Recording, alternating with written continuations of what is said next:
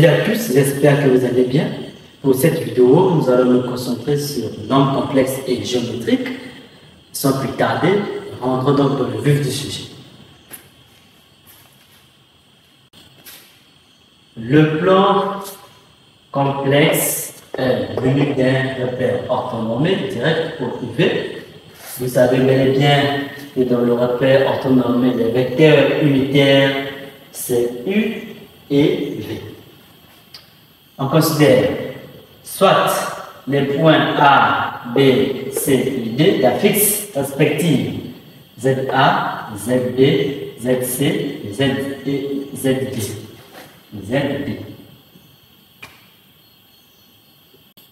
Ok. Bon, ici, nous allons voir les nombres complexes et associés avec la géométrique. Pour le tout premier point, nous allons voir les angles orientés.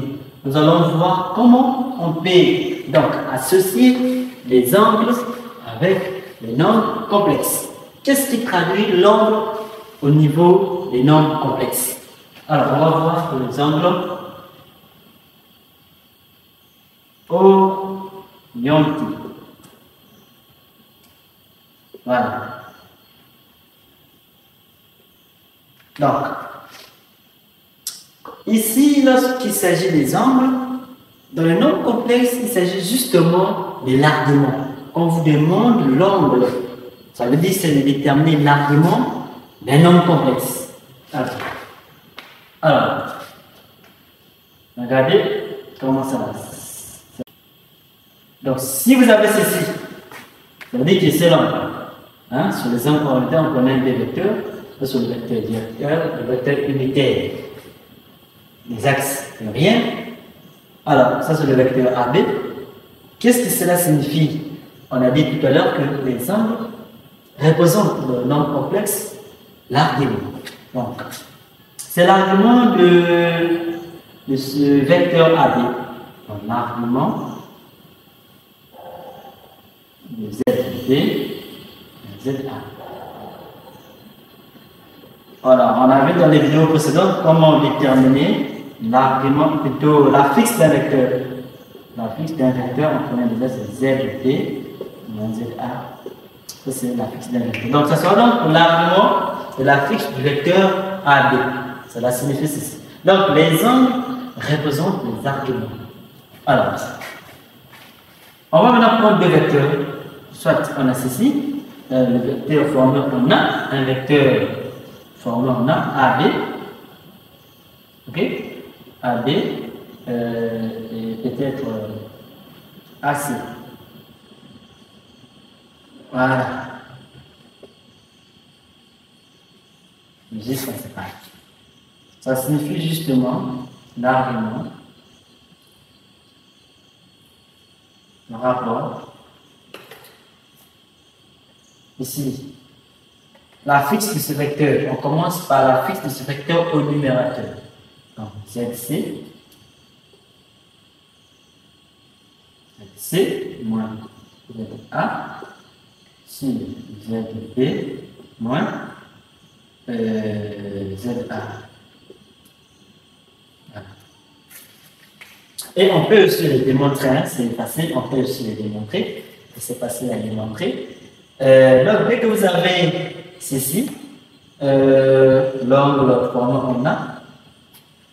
Alors, cela signifie justement que c'est l'argument de l'affixe au numérateur, hein, l'affixe du vecteur AC et au dénominateur, c'est l'affixe du vecteur AB. Alors, démonstration. Oui.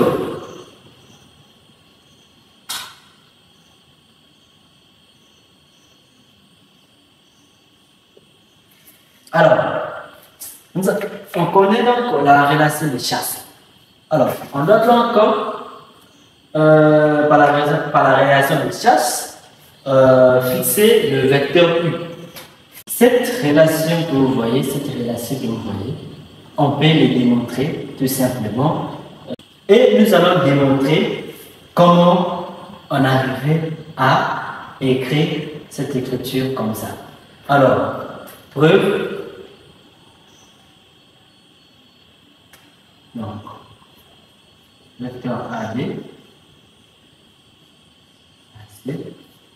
Alors, en utilisant la relation de chasse, on va fixer le vecteur U. Comme l'angle se forme avec l'axe pluriel. U, AB.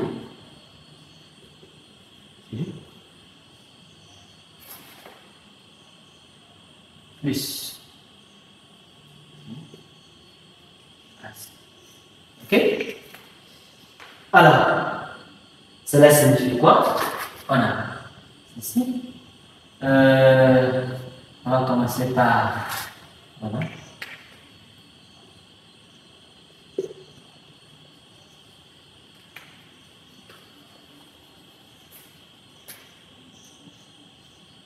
On va commencer par ce vecteur.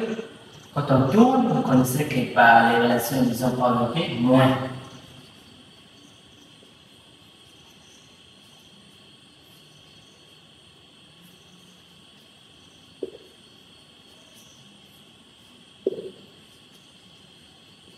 Le débit. Alors, on va juste commencer par cette expression. Alors, égal, on aura donc le vecteur U, AC, moins,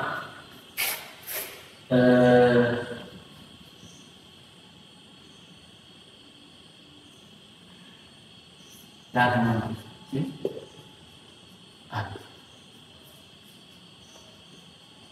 Donc, on va aller à la ligne. Alors, on a vu que signifie ça, on a vu que signifie ça. Ça signifie justement cette relation de mouvement. Alors, donc ça veut dire l'angle formé on a AB, AC est égal à l'argument de ça. L'argument, c'est ce que nous avons vu. L'argument de la fixe de ce vecteur AC. L'argument, la fixe du vecteur AC. Donc, ZC moins ZA. Moins. Moins qui est là. Et ici, ça signifie l'argument de la fixe du vecteur AB.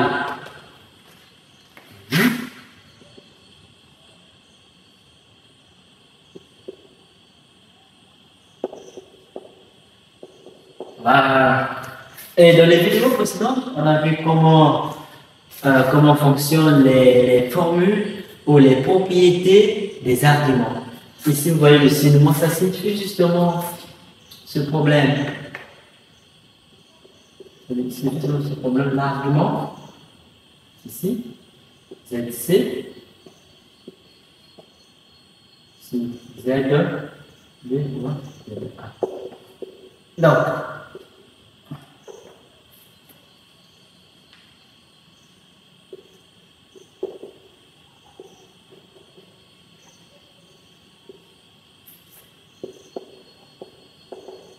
voilà, voici une petite démonstration pour montrer que ça égale à ça. Okay. Donc, vous devez juste retenir que lorsque nous avons ceci, l'angle formé en A, vecteur ABAC, alors, c'est l'argument, l'angle se traduit en argument de nombre complexe. On aura au numérateur la fixe du vecteur AC et au dénominateur la fiche de ce vecteur AB. Donc c'est simple. Numérateur, dénominateur. Et on détermine effectivement l'argument de ça. On va trouver l'angle orienté de cet angle principal. Nous allons donc voir le deuxième point qui est donc alignement et orthogonalité. Nous avons fini avec le premier point qui était l'angle orienté. Là, nous allons entamer alignement et orthogonalité. Orthogonalité. Voilà. Ici, nous allons pouvoir comprendre à quel moment les points sont alignés dans le nombre complexe et à quel moment soit les vecteurs ou les droites sont donc orthogonales. Alors, donc, pour le point, on va voir les points alignement. Voilà, alignement. Alignement. Non, alignement. On considère soit A, B et C sont alignés. Voilà. Donc, A, B, C sont alignés, C seulement quoi? Si et seulement si quoi? Qu'est-ce qui se passe? En géométrie, cela signifie tout justement, que je vais fixer soit l'origine, le point A, égale à 0 modulo de B. Voilà. C'est-à-dire que l'angle formé en n'importe quel point égale à 0 modulo pi. Ok? Ça c'est en géométrie. Ou bien, alors, on a vu comment on peut écrire ça sous forme d'argument. On a vu il y a la liaison entre l'angle et l'argument. Ça veut dire que cela veut dire que soit l'argument Z C moins ZA sur ZB moins ZA à la 0. Ok. Donc, si les points sont alignés dans ce sens-là, égal à 0. Dans le sens positif, égal à, voilà, 0. Alors, ça veut dire que l'argument de ça égale à 0. Donc, quand on détermine l'argument égal à 0, ça veut dire que les points sont, c'est aussi une conclusion. Ça veut dire que les points A, B, C sont alignés. Bon, de manière générale, on va standardiser la formule. De manière générale, de telle sorte que la formule soit de façon standardisée. Alors, si on vous demande de montrer que le point A, B, C sont alignés, on va juste essayer de montrer que, on va juste essayer de calculer ceci. ZC moins ZA sur ZB moins ZA doit appartenir à l'ensemble des réels. Alors, si en faisant ce rapport, on trouve un réel, ça peut être 2, ça peut être 3, ça peut être moins 1, donc que vous les 0, hein.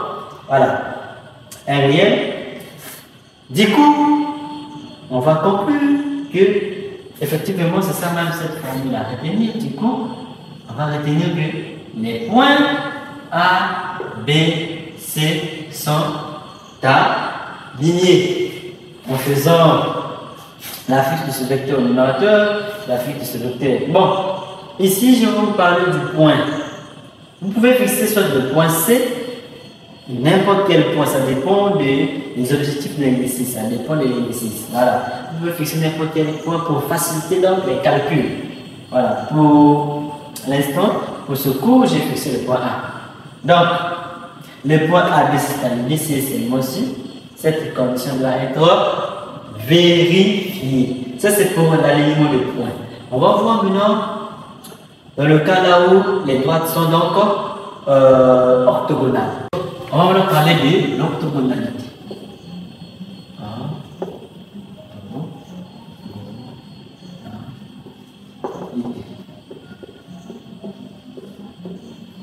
Ok. Alors, pour l'orthogonalité, on va dire les droites.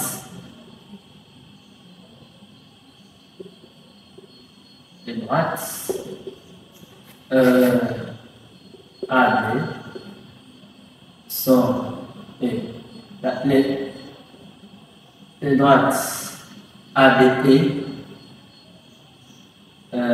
CD sont donc orthogonales si et seulement si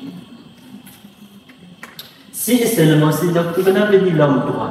Si et seulement si, je donne directement la définition de l'angle complexe, si et seulement si, n'importe quel point je peux fixer avec. Si et seulement si, n'importe z d moins z moins z c'est sur zb moins za appartient à l'ensemble des imaginaires purs. Okay? Appartient à l'ensemble imaginaire pur. Ok. Vous savez que l'argument d'un imaginaire pur est égal à plus ou moins pi demi. L'imaginaire pur positif égale à pi demi. L'imaginaire pur négatif égale à moins pi demi. Donc, la conclusion, on peut directement tomber dans l'exercice directement sur ce résultat. Alors, ici d'abord, vous devez retenir, ça c'est la formule standard. Hein? On a standardisé la formule.